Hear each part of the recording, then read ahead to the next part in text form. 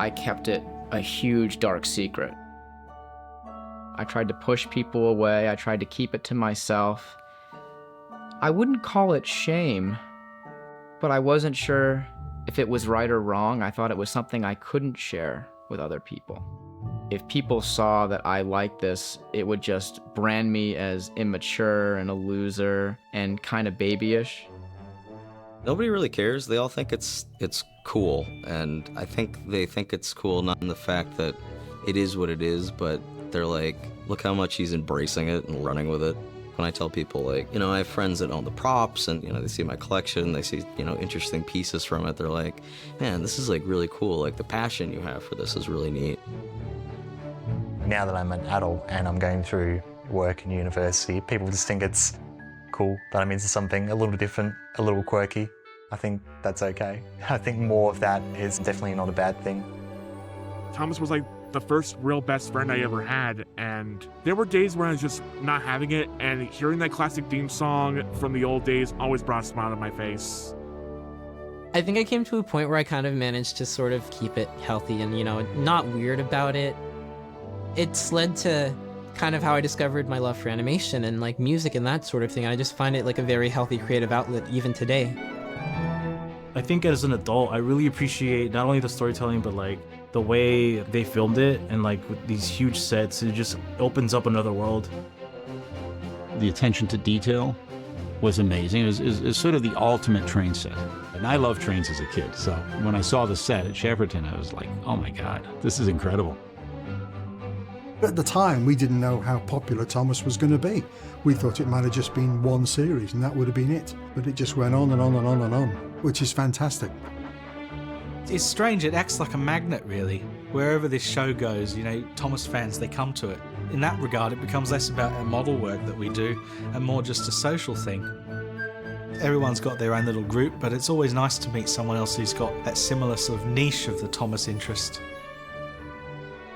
I've had a core group of friends for the past 6-7 years now that I've met through the fandom, and we do everything together. We come to railways for a day out together, but we've also been on holidays on narrowboats together. It's given me a set of lifelong friends. Liking Thomas is a weird thing, and even now it's a weird thing for me to say out loud. I am a fan of this children's show from 20-30 years ago, but only that section of it.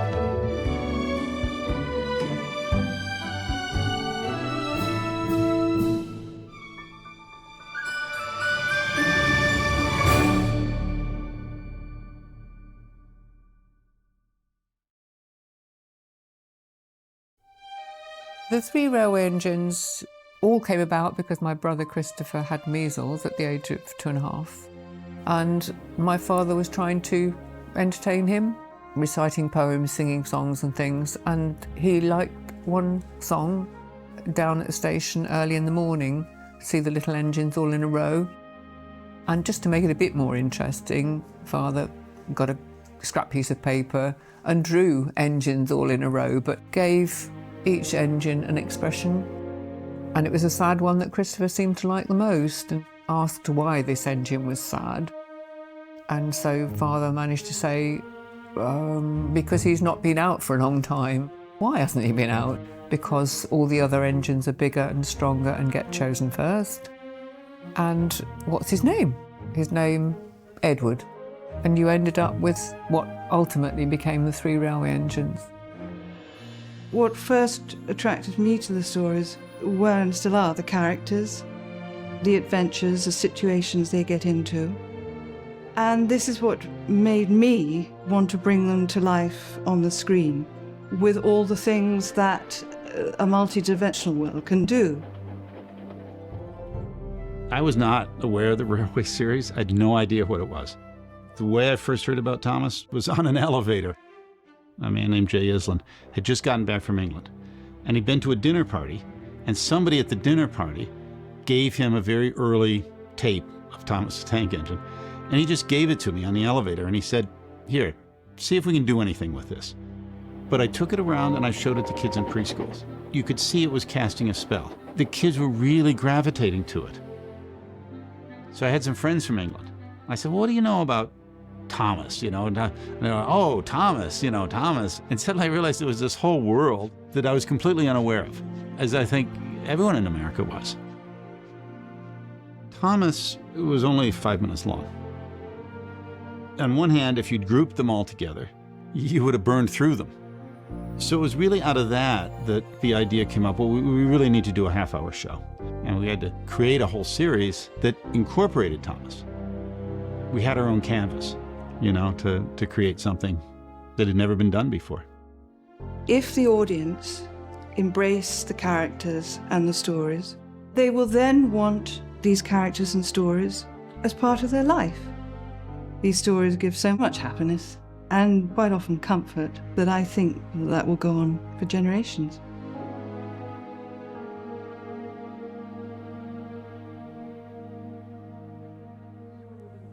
Thomas is a tank engine. Lives at the big station on the island of Starlight. He's a fussy little engine too.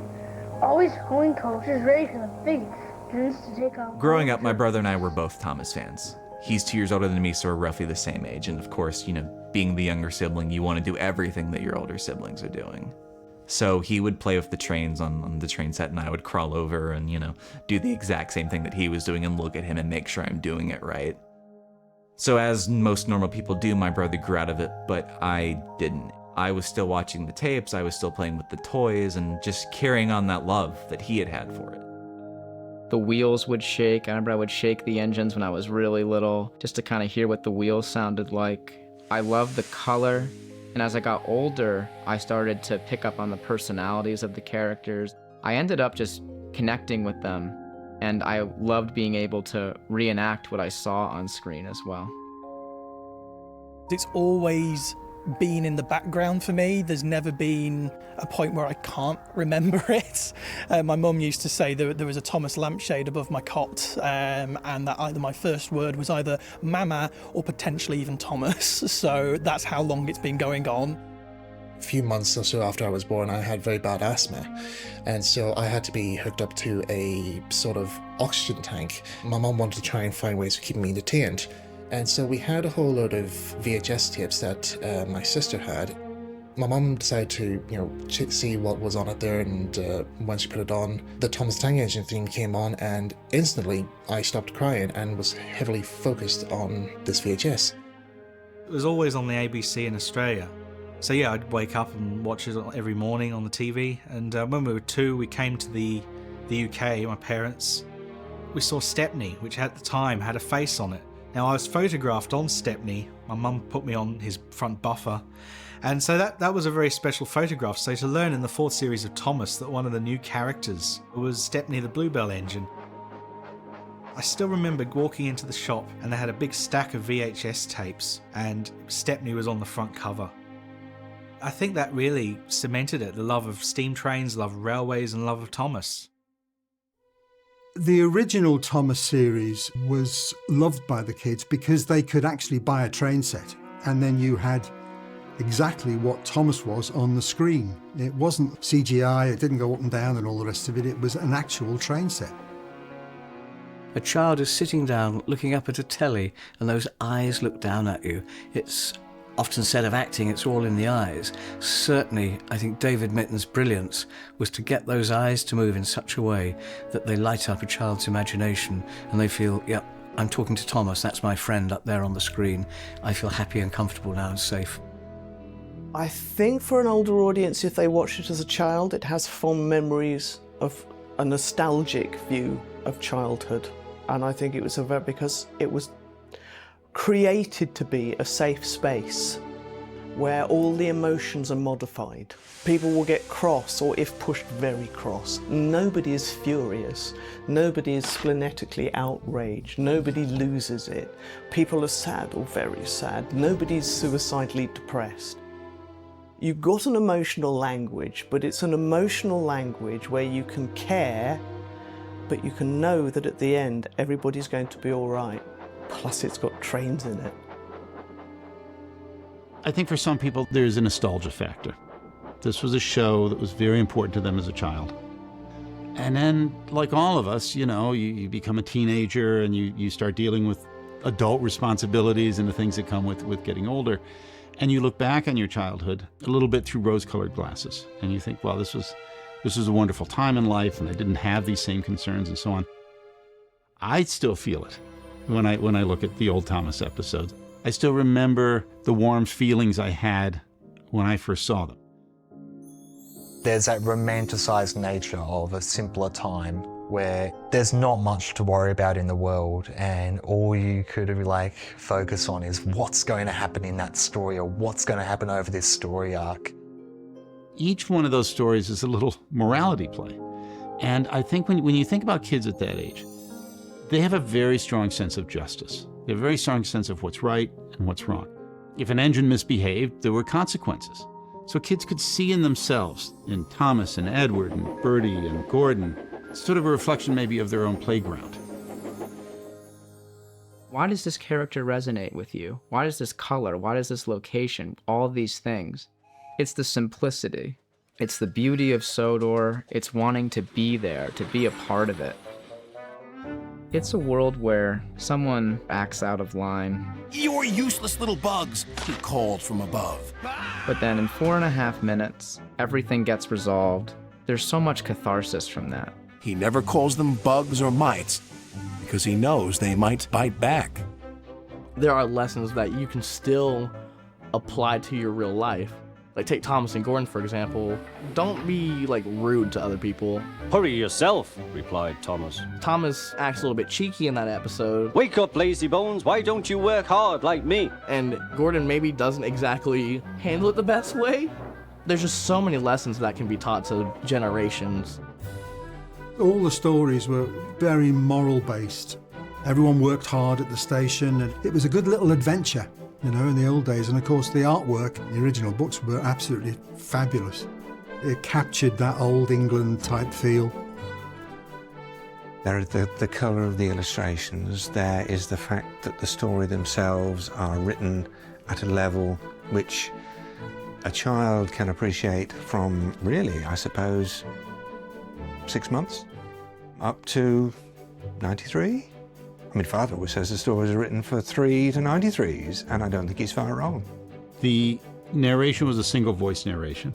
The colors are beautiful. The pacing wasn't too fast, it wasn't too slow, but each one of them told a story. And they told a story in a very clear, non-condescending way. "I'm Trevor. They're going to break me up next week." All the stories are based on real railway events, which adds an air of reality. I mean, all right, they're a little fantastic, some of them, but they have all happened. Because they're real, we can tell the stories with an air that has a genuineness about it. When we came to do the film, we had fantastic backgrounds that David had created, which reflected the books very well, actually. They couldn't use the original artwork, but it was very close. And there was the odd accident, which, in the old days, you could bang 2 trains together, big explosion. Dave Mitton did a fantastic job directing the whole thing. It was just superb. You could see from Series 1 that it was going to be special. The filmic translations of these things are very difficult in many ways because there's a terrific difference from channeling a little chap in bed, which you probably know yourself, where you can stop between sentences and really get into detail because he's asking you the questions. In filming it, you've got to explain all the questions filmically there so that there's no mistake, there's no misunderstanding, and the story is clear. The cinematography, the model work, whatever, I'm really interested specifically in films that are live action but integrate practical digital effects, use each medium for what it's best at. Basically, all my interest with film if I'm 100% honest, they come from this Alec Baldwin children's film from 20 years ago. The cinematography of Thomas Percy and the Mail Train was just something that made me drool as a kid. I froth in the mouth when I see the shot of Percy and Thomas on that bridge set, and then, you know, he's going down the mountain and he's going this way. It was just like a different world at night. And then to see a railway like so busy and still bustling at night was just like the coolest thing ever. I'm known in the Little Thomas community to produce music, because the music was one aspect of the show that always fascinated me. Terrence the Tractor's theme is a really nice one. I really like the sort of pickety-pockety, or like noises of the tractor it makes. Toby's is really nice and slow, takes his time, especially with the chorus.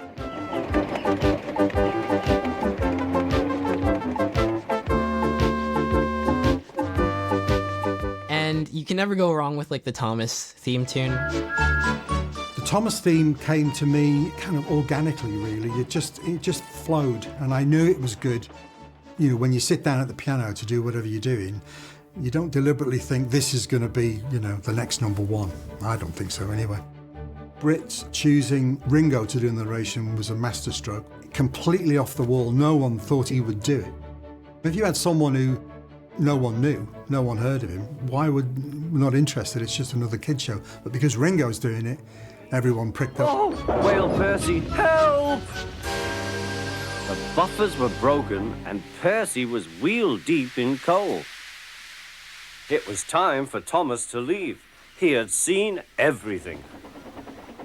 And they carried on with that after Ringo left the show with Michael Angelis, of course. He sounded like Ringo Mark II. Thank you for looking after my passengers. Oh, that's all right, Thomas. I like to make new friends, but I'm glad to share them with you. Bertie, said Thomas, you're a very good friend indeed. I think most people in the fandom have enjoyed Thomas their whole lives, and I didn't. I got out of it for a good 12 years. It was a cold morning. I was on this kick of watching like old movies and TV shows and things from my childhood. And I was like, oh, like Thomas episodes, like I remember these. And I remember messaging my mom because it was like 6 a.m. Can you get that box of like the Thomas trains like out? You know, I want to see them today. And she brought them over, and I just sat watching Thomas episodes, like looking at my Erdls again, and I was like, this is cool. Like I like toys and I like everything else, so I might as well, you know, enjoy this again, and kind of snowballed. The big thing is merchandise collecting, and I like to show people things and let them see them in person that they would never normally see in real life, or like they would only see it on the internet or they heard about it. I'm very proud of my collection, and it's the first thing you see when you walk into my apartment, and I've spent so much time, so many nights just sitting here trying to organize everything, and I love making little Twitter posts talking about it. It fills me with pride and just happiness. Up to 4th grade, Thomas would be here and gone again throughout my life. I probably stopped collecting the trains by 4th grade. I didn't buy any more, but my cousins were into it. So when I would go to family events, the wooden trains would come out and the whole family would get together and build a set and play, and I had no problem with that. But I was very reserved about really getting into it. In high school, I was catching up with the series, like I wasn't watching episodes anymore, but YouTube made it possible to watch the episodes without pulling out a VHS tape or a DVD in front of your family members and try to watch it on the family TV. That I thought would be hard to explain. Going and buying a new Thomas toy, you know, at the age of like 16 or 17 was a really weird feeling, because you would get the toy off the shelf, you'd bring it to the cashier, and then they'd kind of look at you weird, and you'd have to like make up this weird convoluted story. How about like, oh, it's for my cousin John, it's for his birthday, he's like 3, he's gonna love this. But no, it's for me. Every time I walked out of a class, I was constantly getting choo-choo.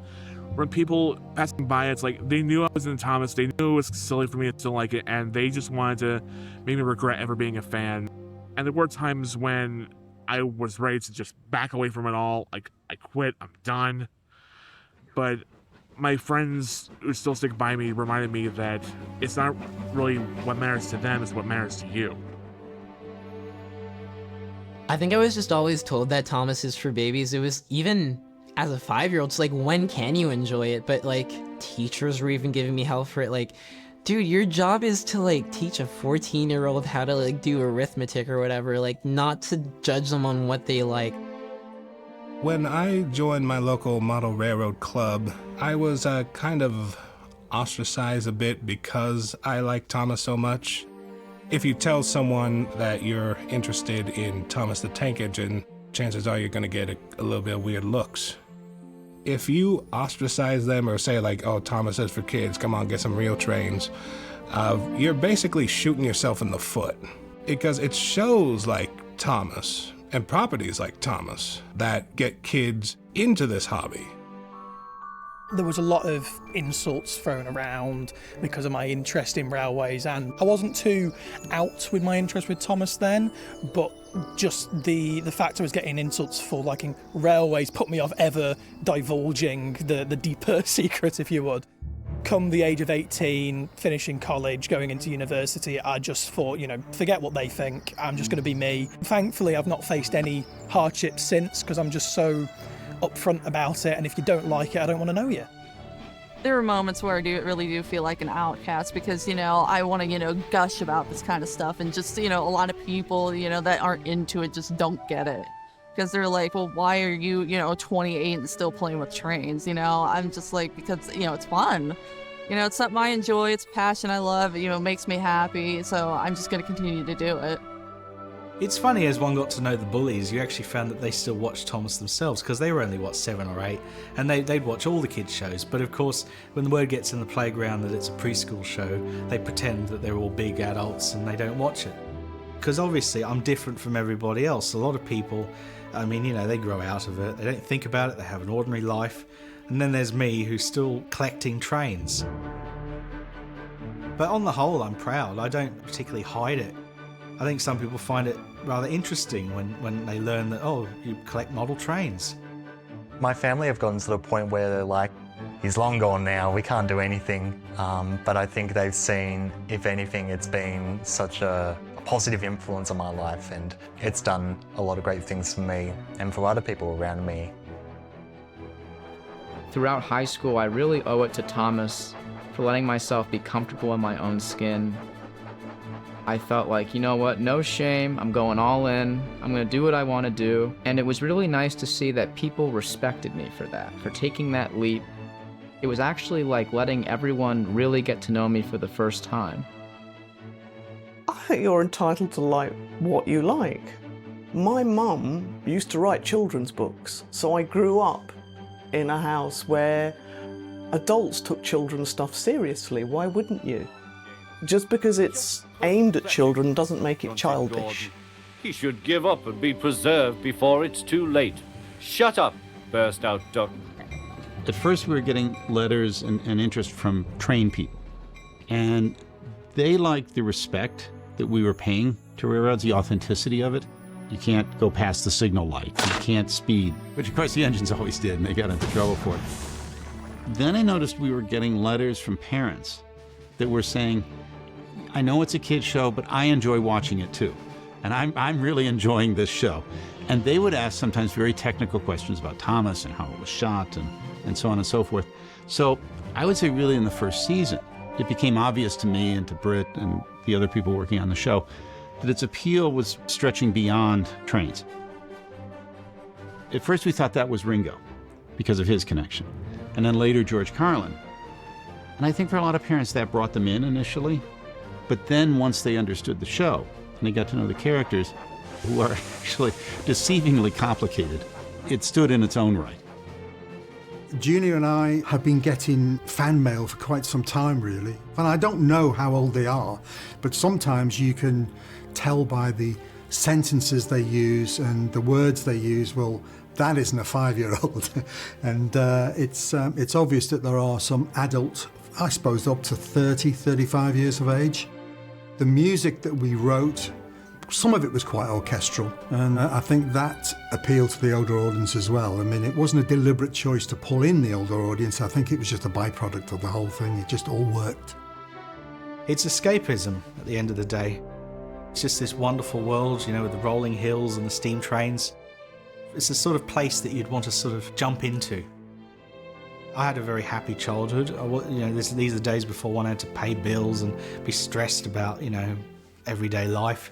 I used to watch the TV and love these stories. By watching them or reading them, it sort of takes me back in a way. If the world gets a bit grim, and especially how it has been over the last couple of years, you can chuck on Series 3 and just watch the beautiful countryside roll past. I think there's something very lovely about that, which without it, I think the world might just be a bit of a greyer place, I mean, we're living in a world now where, people should be allowed to express who they want to be. So what if I'm into Thomas the Tank Engine? As long as you're not hurting anybody, be interested in what you like. I do wonder what it'd be like if more adults actually looked at some of these Thomas books, because I think a lot of people associate them purely with childhood, but I think they still stand up really well even into adulthood. The silly cars were sunk. Inevitably, a lot of Thomas fans are on the spectrum. I mean, I myself have got Asperger's syndrome. I think after a while, getting to the ages of maybe 7 or 8 or even 9, I think my parents noticed some subtle differences in my behaviour to other children. They eventually ended up getting me diagnosed with Asperger's. So it was at that point that I realised, well, actually, yes, I am a little bit different to everybody, and for them as well, it did explain why I still loved Thomas. But it wasn't all a bad thing. Pretty early on, we started getting letters from parents whose kids were on the spectrum. And almost every letter said, there's no other show that my child watches with the kind of intensity and focus as Shining Time Station. And then more particularly Thomas. There was a Halloween episode, but one of them got flour on them and came bursting through like that. Then this person told me that their son watched it again and again, and if their son was having an episode, they'd put Thomas on and he'd sit and watch Thomas. The attraction of the faces and the fact, just the eyes moving and the different expressions on the faces, such children have been able to recognise and relate to different feelings. They can refer to how perhaps Thomas or Percy was feeling on a certain day, and they can talk to an engine and thereby transmit what they're feeling or want to say to somebody else. The world is so friendly and accessible. The colours that are there, and people who identify in that space help them to articulate and to language those things that they may struggle with in the day-to-day. Knowing which stories to use for which situations has definitely helped me. It's been an incredible teaching tool to kind of have in my back pocket. I was diagnosed with autism at the age of 3, and I was mostly mute during that time until I was like 6 or 7. I hadn't been able to communicate with anybody and express myself. Thomas made me feel good about myself as an individual with autism through relatable faces and soothing storytelling. Well, I am on the spectrum, and it appeals to me massively, and I can see why. Thomas is in an ordered world. There is a clear order to how he works. He has to obey rules, he has to obey signals, he has to obey a timetable. And at the same time, he's always telling you exactly how he feels about the situation. And to a lot of autistic people, that is the most useful thing in the entire world. I think the fact that it was a friendly world, a welcoming world, very colorful world, I think all those things are factors. But at the end of the day, I don't have a full explanation for it, but I'm very happy about it. When I was very young, I discovered this amazing thing called the internet, and Thomas fandom is extremely present there in YouTube videos, in blogs, in websites with information, and finding out that these weren't just random pages, that they were written by people who were just as enthusiastic as me, was an eye-opening experience. I was just intrigued. I just thought, oh, is there an episode guide somewhere of like Thomas episodes so I can tick them off and say that I've got them all? I found that there was a Sodor Island fan site, and which not only had episode guides, it had all this other sort of stuff about the history of the show, the merchandising. They were starting to do these interesting written interviews with people who worked on the books and the TV series. So I was fascinated. I think that's what really brought the interest back. When I started getting access to things like the internet, I soon discovered things like the Sodor Island forums and the Real Lives of Thomas the Tank Engine website, and realised that there were people out there not associated with the TV show or the books who are making stuff, I guess, for their own keepsake that fed their Thomas interest. People were posting recordings of episodes from season 9, season 10. That was the only way I could see those full episodes for myself. And then I started diving in more and more, and all of a sudden there's people posting videos. Videos back then were crude. We didn't have the same HD cameras that we have now. So I went onto YouTube around 2008, and I was like, huh, that's interesting. And then you get online and you go on forums and comment sections of videos and you interact and you feel like you belong. And then when people started to meet up, that was just huge. In the early 2000s, it was a very different time. So you're thinking like, oh yeah, the creepy killer on the internet, you know, and stuff like that. And you know, every minute you're a little cautious, but just as time goes on, the internet has really brought a lot of people closer together. You can live all the way in New Zealand or England or Japan. I speak to people in Japan, Canada, the US, Australia. There's a lot in Australia. It's remarkable that in a way, if you think about it, I've got friends all over the world through Thomas. There's a whole fan scene in Japan which is wildly different to, say, the fans in the US, even the fans over here. I think there's a difference between them as well. In the US, you get a lot of these big fan meetups. It's more organised, if you would. They end up going to, model railway shows and having displays there. Whereas over here, from what I think, it's just like, oh yeah, I'm at that railway. Oh, come on, we'll go say hi. Because we've got these natural meetup points at all these railways that have got lovely connections to the series. We're in a group called Thomas and His Fans, and I think the best thing to describe it is a bunch of friends who love Thomas. It was scary at first because we didn't know if it was either gonna flop or not, because it's all out of pocket. I'm from California and I fly to New Jersey, like X amount of times a year. It's literally just me and my friends going to a convention center, setting up these tables, reaching out to this community who come see us. Waking up at 6 in the morning, setting up. We don't even eat, or we hardly drink water because we're just engaged in how fun it is. We got a comment during one of the rail shows. It was a vendor, and they said, wow, we're really surprised to see kids in here again, because ever since 2019, when you guys started, we started seeing families again in 10 years. And that to us is just we do it for the generation of today, of yesterday, us who grew up with it, and for tomorrow, the generation for tomorrow. We just want to keep it alive. Whether if they start in Thomas or actual, model railroading or not, this is the door. The best part to me during these weekends was the parents going, I remember this. The kids name dropping all these lure of characters, or kids going, hey, I like this guy, and seeing them buying their first, little trains. It's just Thomas and His Fans is literally the door to their next hobby. It's really exciting when you meet someone and they kind of beat to the same rhythm of the drum, so to speak.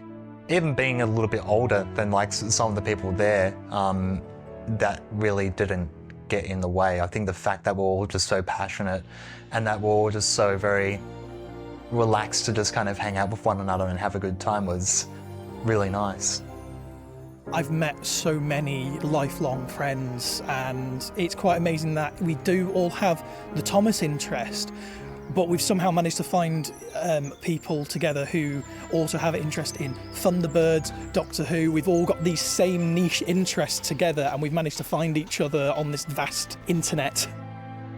I started by being an outside observer, but as time went on, I've met people by reaching out online, and slowly but surely I've become this very accepted person within the community.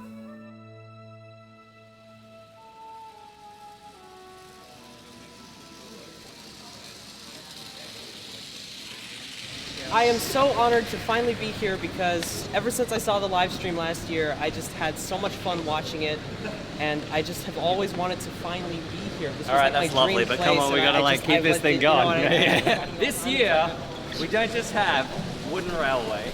We have a whole range of various different models from different manufacturers and different scales. And we have the one crew over here who will now tell you all about what they've got on their little display. Well, over here we have movie Annie. This is Shining Time, TWR Con, and basically it's been going on for quite some time, and this is my first year that I've been invited. It's such a surreal experience to see the people that I looked up to and grew up with for so many years in person for the first time.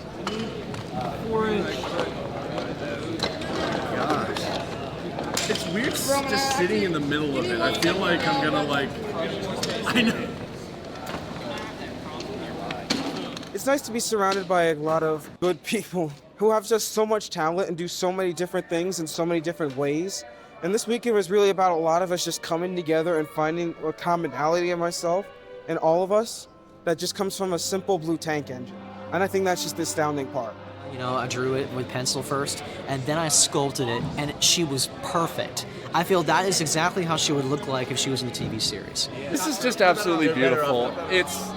I couldn't have asked for tighter friends, and it's all because of the deeper complexities of the show. If Thomas was just a show that I could easily grow out of, then I wouldn't be here with the life-changing experiences I've had today. There are people in the Thomas fandom, we spend so much time together because we're friends, we have mutual interests, and that we like each other as people. It's not a meetup anymore. I'm hanging out with these guys. Sometimes I feel like I'm in too deep with the Thomas fandom. I've gotten phone calls from people saying, Matt, it's finals, I don't know anything about biology, please help me. And I'm like, you're calling the wrong person, but okay, let me Google something and let me help you. I've been invited to weddings from people who are in the Thomas fandom. I do know it's weird, but weird people, they do something no one else is doing, they take a risk, they go against the grain, and that's how some beautiful things happen. There's a lot of people at these fandom meetups that are less comfortable with social interaction in a typical environment like school or I don't know, sports or something like that. They're less likely to make friends in a situation like that. Whereas if you can relate to someone because of, oh, I like Thomas? Well, you like Thomas? I like Thomas too. It's kind of, I don't know, I feel like it works as it's a bonding thing. When I found out there was a lot of other people, especially in Australia, I was really shocked because I thought as a kid I was the only one. Whenever I go for a meetup, it's always I always get this sense of excitement because I love seeing everyone. I love seeing all my friends, obviously. It's like seeing family, for instance. It's kind of like we're all a big family kind of thing. I don't know everyone here that well, but you can tell we're all part of a big family scenario. Obviously, there are people that you're not going to gel with, but there's still a bond between you since you're here with all this merchandise and all this stuff that brought the magic of most of our childhoods to life. It's like, oh, yeah, it's someone who experienced a similar thing to me. It's the sort of thing where you may not know the person, but you'll instantly start chatting like old friends to some of these people because you may have never met before, but you've got that common interest. I made up my Instagram account for my model railways, and I came across their Ride on Track podcast Instagram, and I followed Tom from that. And we were walking down the stairs into a hobby shop one day, and I went, oh my God, I recognize you, you're Tom Denham. We've been friends since then, and I've actually gotten to know some more of these people within Australia, within Victoria, and they've been friends ever since. It's the best kind of friendship you can have, especially when it's all around this one interest that we all have in common. Jade and I have followed each other on Twitter for the longest time, but we never really interacted except for liking each other's posts. When he would post pictures of meetups when he had, with Ed and all them at the railroad, I would be like, that is so super cool. That would be great if I could ever, go to a meetup like that. So it wasn't until summer of last year, and I ended up saying something, like a little cute thing, about how I like pictures of all the meetups. After that, we just continued talking to each other, and it bloomed into a wonderful relationship. When I've been volunteering here at the Talyllyn Railway, I've had people come up to me and recognise me from YouTube and Twitter, and it is slightly scary, but also it's so fun to go, oh, I'm known. It's weird, but it is also, it's so nice because we're both here in this place for the same reason, and we can just have some really nice chats. When I first met Luke, it was at the end of the night and everyone had like drinks, and I went over, like Luke was hugging a friend and then he hugged another friend, and I walked over and I hugged him and he was like, I don't even know you, and we're hugging. So the first thing we did was hug. When you go to this convention and you see people who like are obsessed with like this train with a face, you know, it's so bizarre like saying it on paper, but like they get you, like they understand you. You don't have to explain yourself. Yeah, that's what's so great about it. The first meetup I ever went to, we were so excited about having these friends and seeing each other that we tweeted the photos, we went on social media, we posted vlogs. But then all these people saw what we were doing and wished that they could be a part of it. But we didn't know them and they didn't know us. There was no way to put their foot in the door. But something like this allows that. And I hope we can do more of it. It doesn't have to be in one place. It doesn't have to be in one country. It doesn't have to be one thing. It's just bringing people together. Having adults who are still interested in the show is wonderfully gratifying. I can't tell you how wonderful it is, and Britt and I talk about it. I'm always honored when people get in touch, you know, they have questions, they want to have answers to it, but I don't always get back to people. But when I run into people who are genuinely sincere and you know, have thoughtful questions and that sort of thing, of course, I'll always take time to answer that. Wherever people come from, whatever walks of life they are in, they are all bonded together by a common denominator, and that is an affection for these stories. And that's a wonderful way to knit people together.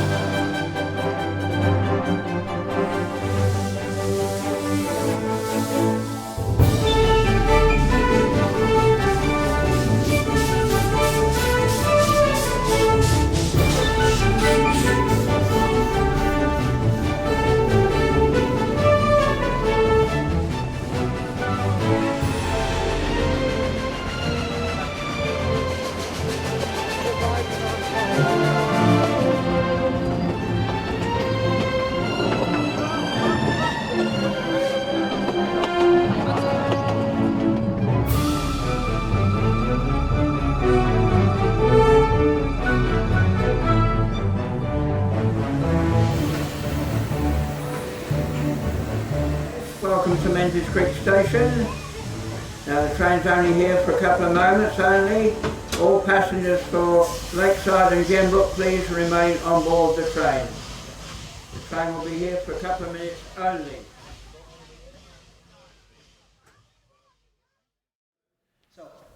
Lock Henry for always. Bam! I wanna be a controller, eat cream buns until I spew.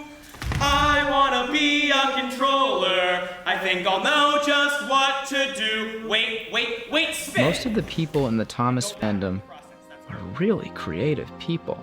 Most of them share an interest in art or filmmaking or model making. For some reason, they latch on to Thomas because Thomas is all about creating and telling stories. There are so many creative people in the Thomas fandom, it boggles my mind. I stumbled across a YouTube video, and I don't remember whose it was, and I started watching his stuff, and I was like, oh, that was a very dramatic twist from the like kiddie-friendly stuff.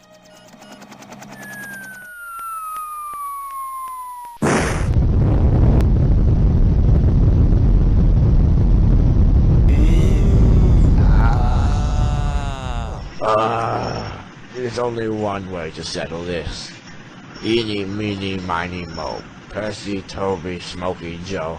Fine, you can do it, Percy. Yay! Thanks a lot, sir. I won't let you down. Oh, that f***ing alcoholic.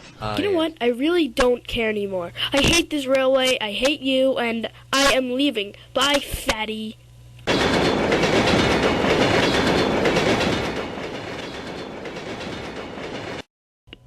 I noticed there were fans online on places like YouTube, which was just establishing itself at the time. People were getting their 00 train sets with the Hornby models with the Thomas characters, and they were making their own stories. And as someone who wanted to be a filmmaker, I thought, I want to do that. I went on YouTube and realized that people were uploading the Thomas episodes on YouTube. And then in the related videos, I saw that people were making movies with the toys. It was fascinating. It's almost a staple for being a Thomas fan, is you at least once you have to pick up a camera and make a remake of an episode, do your own original story, do a music video, go to the Grand Canyon and film your battery-operated Thomas going across the canyon.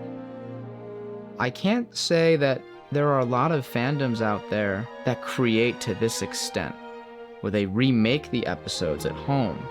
They tell their own stories, they write their own scripts.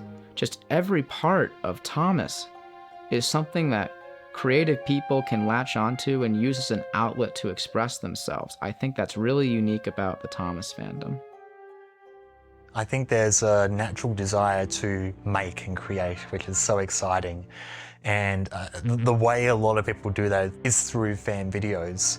I think a lot of fandoms have the power to do that, but I think seeing it in the Thomas fandom and seeing how varied and versatile it can be, I think is really exciting, because everything is going to be so different from the last fan project that you see, which I think is great. I think there's so much that you can do with such a wide, over like 75-year history.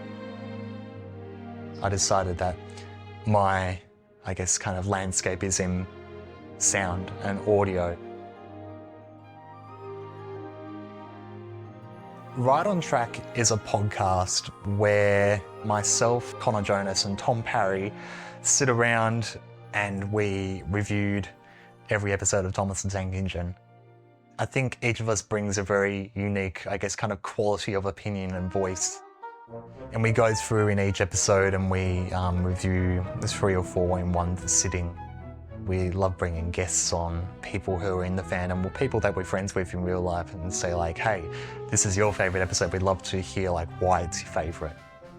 Early on, I think it was like when we're only doing the 2nd or 3rd season, someone asked us, are you going to do every season? And we kind of just looked at each other and went, yeah. And I know like by the time we get to season 24, whenever it's going to end, we're going to be older, greyer, fatter, and potentially being married and have kids. I don't know what that looks like, but it's kind of reassuring knowing that something like the podcast is going to be around in the peripheral vision. So to do the podcast in that and to do these audio stories, it's fun to, I guess, let the listener decide what that looks like in their mind's eye. There's so much that the imagination can do, and that's what excites me about podcasts in general. When I got to my junior year of high school, I took a video class, and I was encouraged by my teachers to create as much as I could and to express myself. I was just dead set. I'm going to pull out all my trains. I'm going to make a Thomas video. So I came home, I pulled out some white sheets, a wooden board, and filmed a really dinky kind of set, wrote a quick story, and did that, and it felt so good. But I posted the video, it got a few views. I posted a second video, it got a few more views. I posted a third one, and I was getting comments, which I didn't even dream of getting. That summer, I made 13 episodes, and I had built a small following on YouTube at that point, but a following I did not expect. It wasn't even a concept in my head that I would make friends doing it. But that's when the barrier broke. I wanted a voice cast, and I plucked up the courage and went to all my teachers and friends at school, and I said, you know what, I want to do this train show. You have a great voice. I think it would be great if you could be in it. And no one gave me any business, no one made fun of me. And throughout high school, I really owe it to Thomas for letting myself be comfortable in my own skin and express myself. A middleman company that ran the Thomas the Tank Engine YouTube channel found my YouTube channel and many others in the fandom and pitched this idea: tell stories about Thomas on the official YouTube channel. So it was sort of like recruiting all these people and have it be by the fans and for the fans. I would be working under the executive producer in New York City, and my job would not only be to be the main editor of the episodes and the main filmer of the content, but to oversee all of the Thomas fans that worked on it and sort of be like their big brother, camp counselor, and coordinator. This was one of the most important experiences of my life. I had my own series, but this was an opportunity to meet my heroes and show what I could do. Whether or not it was positive or negative is up to the viewer. I know that a lot of kids love the Thomas Creator Collective, but Thomas is the reason that I was given this opportunity and learned something that, a kid getting a film degree in upstate New York might not ever get. But it's definitely one of the most important experiences of my life. I won't say it's one of the best, but I am very grateful for it. Out of the blue, Andrew Brenner calls me, who at the time was also the head writer for Thomas. And he says, "Hi, myself and some friends are working on a new children's show. We want to know if you'd be interested on helping us out because we're very short on writers at the moment." I was telling them about your work on Pablo, and they're very enthusiastic about your work. And, well, to sum it up briefly, how would you like to write some stories for Thomas? And then I just nearly broke down in tears. I says, "Andrew, why me? Out of all the fans who would literally love to do this here, why have you chosen me?" And he said again, he says, "Look, you're the one who deserves to write this here because you seem to know more about Thomas than any of us do, and we think you're the best choice to write this."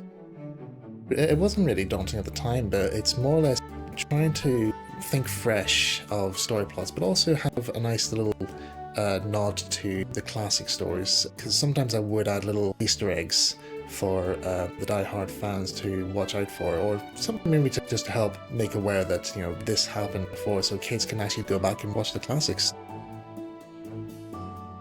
I had to keep the secret of me working on Thomas for a year and a half, and when my first episode was being broadcasted, I went through every single comment on that video.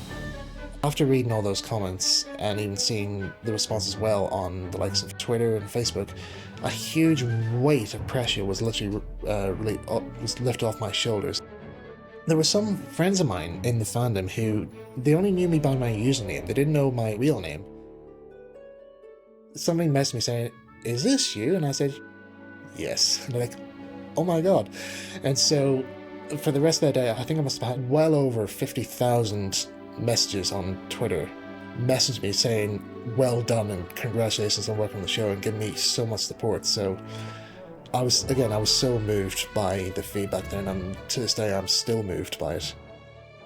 During my time writing for the show, I was given the opportunity to write the 75th anniversary special, Thomas and the Royal Engine. Writing an anniversary episode entirely is a really special and very big deal to do, so I had a lot on my plate, and so I had to make sure that I make this as best as I possibly could. First of all, I had a little panic attack. Well, not really a panic attack, but just a little bit of a time just to have a little bit of a worried scream. I thought, okay, how am I going to do this? This is the 75th anniversary special. I do not know what the plot's going to be. What are we going to do? So I began writing the special in late 2018, and I think it took me about a couple of months or so to get ready. After it was signed off, I did not know exactly how it was going to be done, who was going to be involved in the voice casting, how it was going to be shot. I had no idea whatsoever. Sometime before the episode was broadcasted, it was revealed that Prince Harry was going to be introduced in the episode. And I thought, one of the members of the royal family is introducing my story. This is fantastic. When I saw the special, when it came out, I thought, this is amazing. This is exactly how I'd imagined this. It's amazing. It literally is amazing hearing Thomas say my words, and it's quite moving, actually, in a way.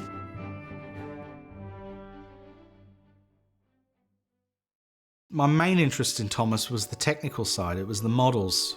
There was a documentary called The Thomas Tank Engine Man, and there was a sequence in it where they actually went behind the scenes of Thomas.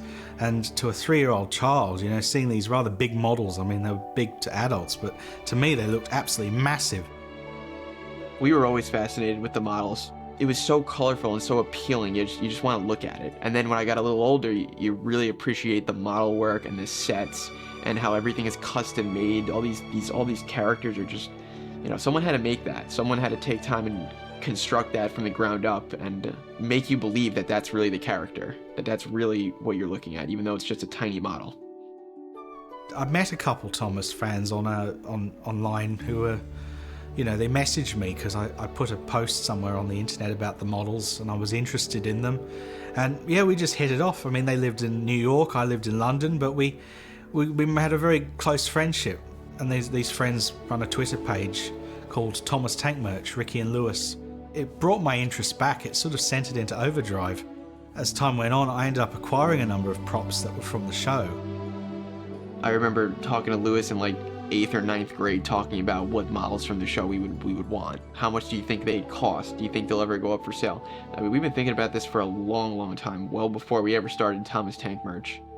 So when we finally got the chance to actually do that, we jumped on it because we were thinking about it for so many years.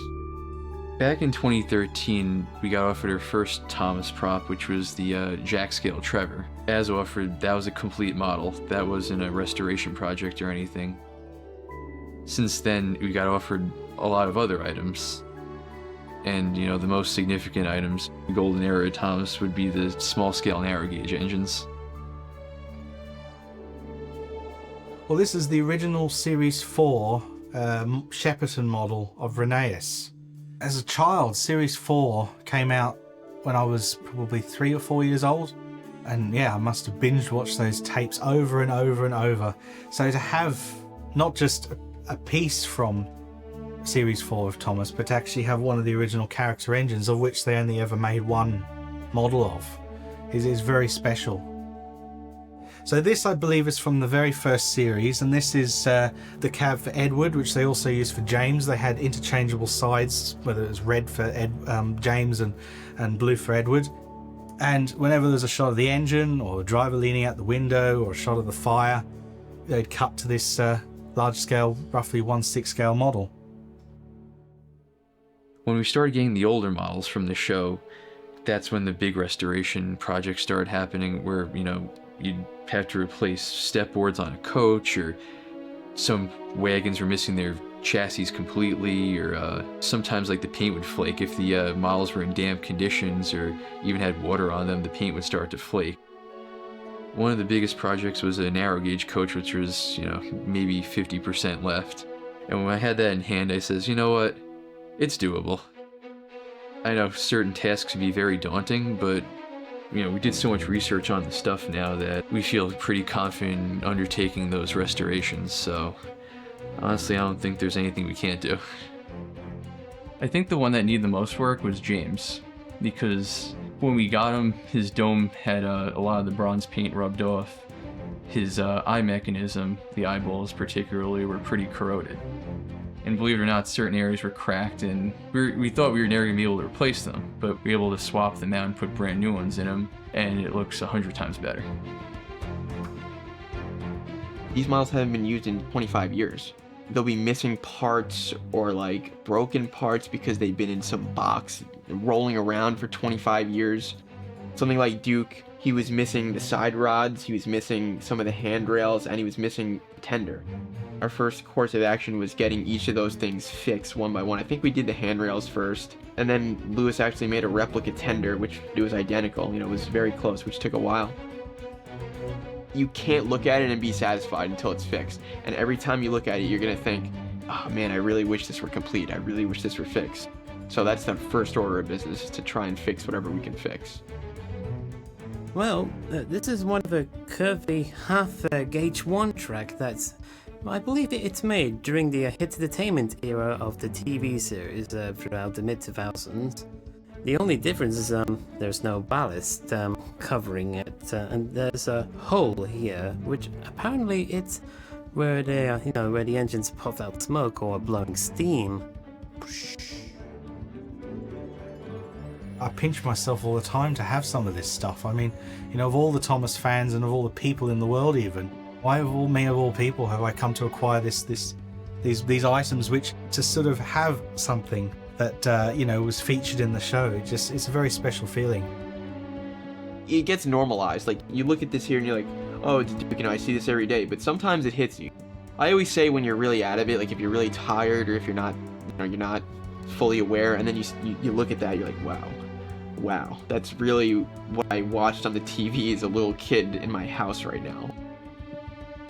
Well, what we've got here is, for the most part, the original Shepperton models of the Lower Tidmouth station. So these models were used for the original filming. I thought, wouldn't it be great to do a display? But how can you do a display of a Thomas set without Thomas? So I called up another Thomas, the third Thomas in this trio here, and we collaborated and we did an event in Coventry at a model show, and it went really well. So since then we've done a show in Bournemouth and hopefully more in the future. When I first learned kind of that they were Gauge 1 engines, I wanted to set out to have something of my own to see what it would have been like there in the studios. So that's kind of developed over time, and so far I've built replicas of Thomas, Percy and Annie and Clarabelle, with many more in the works. Well, when people see it, they think it's amazing because it gives them kind of just a sense of how real they were, what the scale was like of the sets and the models themselves. And I think it's something tangible that everyone in that same room can relate to and focus on. In a strange sort of way, it becomes like a magnet. You know, Thomas fans, they come from far and wide, sometimes they even come over from the States, which is interesting. They actually fly over just to see this, which I think is devotion, really. After the show's ended, we can all still hang out. We've got something we can all relate to and talk about. You know, we can either go out for drinks or have a meal together, whatever it may be. That it's just a great way to spark conversation and meet new people.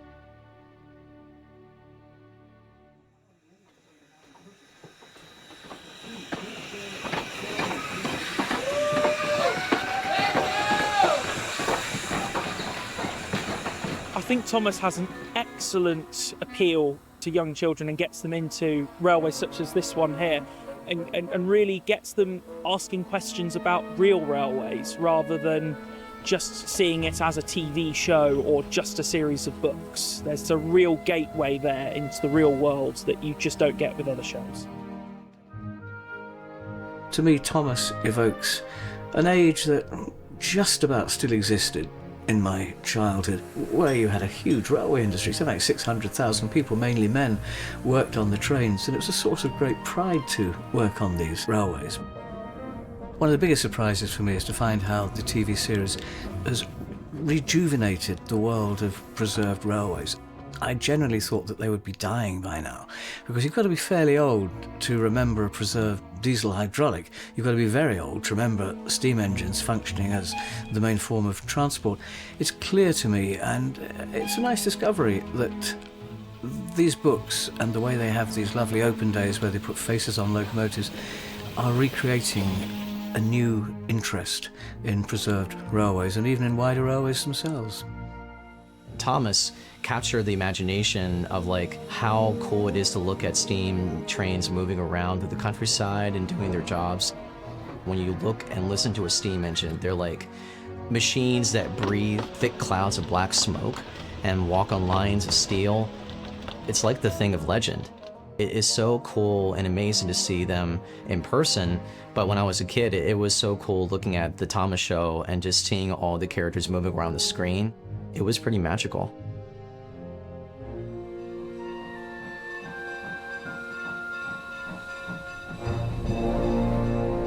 I'm not as knowledgeable about engines and types and all these very technical things that a lot of people are. I'm learning about them.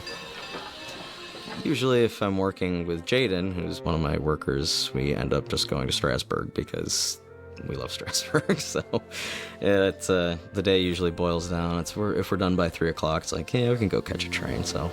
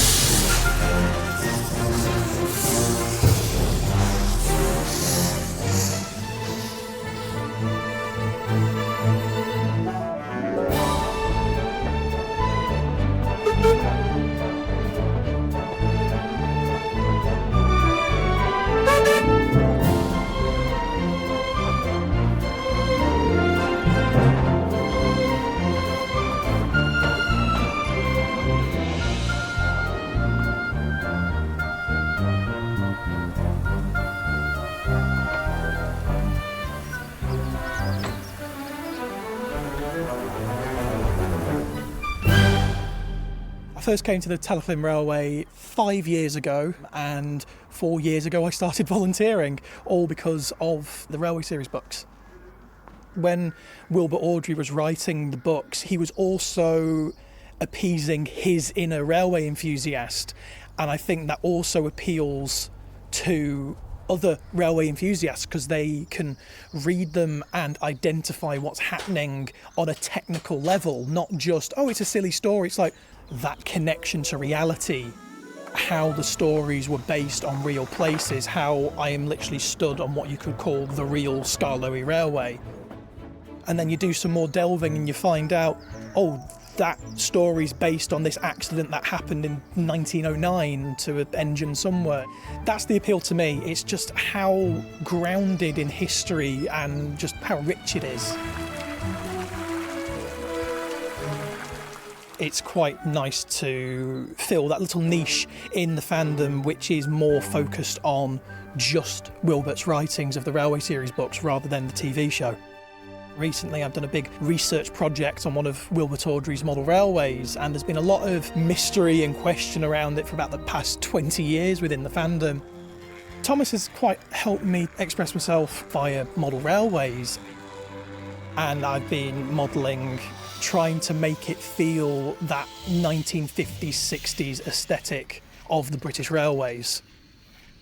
You know, you think of a real train and the power, whether it's the feel of a rumble going by or a horn or a whistle. I think it's a very visceral experience, and people like to relate back to that, and model railroading helps them connect to those wonderful memories. There's so many things that model railroading can do to help recreate those memories, whether it's track work or scenery. It allows you to recreate that world and take it beyond the initial memories with however far your dreams will take you. Thomas and Friends has had a terrific impact on the model railroading industry by feeding and encouraging new people to get involved in model railroading. It's a great transition point from first interest to wooden railways and then into electric trains. So it's a way to generate interest, and Thomas does it best. We've had conversations with Mattel prior to our introduction of the N-scale line and HO narrow gauge line as well. We told them of the importance of the older fans, and the fact that we have those two smaller scales is really due to older fans entirely. My experiences are always positive, and I enjoy meeting people and hearing what they do to use our products, how creative they can be. Really, it's an inspiration for us to see what people are doing. Most of my experiences have been through meeting people at train shows and also through some live stream events most recently. Fairly recent encounter was actually at a World's Greatest Hobby Show in Edison, New Jersey. A group of guys came and they met at our booth. We were the meeting place. Their friendship was centered around Thomas and Friends, and seeing their enthusiasm, their camaraderie was very inspiring to me. That was just another reminder of how Thomas and Friends can bring people together. It's a powerful thing. I think Thomas will always be around in some form because it's sort of entered people's psyche now. And the people who grew up with it in the US and in England, they want their kids to see it, and those people might want their kids, the next generation, to experience it. There's something about that world and telling a story that is so effectively powerful. Whether it's a hobby or something you just want to do, Thomas is meant to be an emotional outlet. I see that with everyone. We're all different. We're all good at different things. But when we come together, that's when the best things happen. Nothing negative has come out of this for me. Only positives, really. And, maybe it's early in stages of me being a fan. It's only been like a year and a half, but nothing but positive. It's very therapeutic to me, and it's very relaxing, and I intend to keep it that way. People who might not have been as socially comfortable now have a bunch of friends. This guy might not have even thought that he could have 30 friends that are all, hey, you, blah, blah, but it's because of Thomas that so many people, including myself, are able to go out and do interesting things like make a remake of a film or a remake of a video. Whatever you want to do, All these people are able to express themselves through Thomas, and without that, they wouldn't be able to do any of that. It made it possible to introduce myself and talk about who I really was. I'm Matt. I'm a creative guy. I love to make movies. I love to tell stories. I love to tell jokes. And I love to bring people together to make a project happen. And nothing in my life has made it easier to do that than Thomas. I didn't start out thinking I was going to be a children's producer. And so once I discovered Thomas and once we did Shining Time Station, I realized that I'd actually found the right place for me. I mean, it's just like I got on a train and the train took me to a totally different place that I never expected to go. And it just was an incredible ride and continues to be an incredible ride. So he changed my life. To the older fans of Thomas, first of all, I'd say thank you. Secondly, I would say keep watching, and if you want to write about and post about it, that's wonderful. To know that you've affected people's lives in a positive kind of way, it's a wonderful feeling. Even today, when I see kids with Thomas toys, I always have to just sort of stop and take a moment. It's a feeling I hope everybody in television gets at one time or another with one of their shows. It's great that fans of all ages still like the original show. It really is great. I get fan mail from literally all over the world. South America, Australia, North America, Japan. A lot of these people have gone on to have careers in music because of the Thomas theme. That is the best thing anyone could ever say to me about. That's an honor, you know, to think that you've been instrumental in giving them a career to go forward with. Let's not deny it, a bit of us, certainly with men, remains a child forever. Certainly in my case, I shan't deny that. And I think that one of the things we particularly like are those early memories, and I think Wilbert will be delighted to know that there are a lot of other Wilberts out there who like these engines, who like his stories, and crucially, never stop liking them. Really, to me, Thomas means nostalgia. I just think it's terrific that this engine and this world continues to draw people together. I think it gives people a sense of community. I think it helps us all remember a little bit about our childhood, and there's nothing wrong with that. In fact, the world would probably be a better place if we did think more about our childhood. I think even if the show died, the fans would still be passionate about it. They'd be making their own content, writing their own stories, sharing information about it. You know, as I said, it's a vast world. The Reverend Audrey, he created this whole world. And to this day, you know, the fans keep elaborating on it, discussing it. It's almost infinite. I don't think Thomas will ever fade away entirely. He'll always be there in some people's minds. I mean, look at other classic things like Beatrix Potter and Winnie the Pooh. And when we've got this wonderful unlikely fandom base as well, I'm sure they will do their utmost to make sure it keeps going. When I first heard that there was this fandom, I was tickled pink about it. I'm very grateful and happy that you've all grown up with Thomas and sort of got this gathering.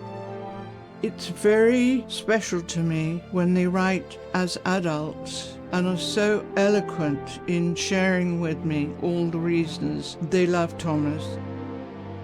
I wanted to make it so that any little child watching could feel that that's where they could go, that they weren't alone and they were comforted and that they were inspired.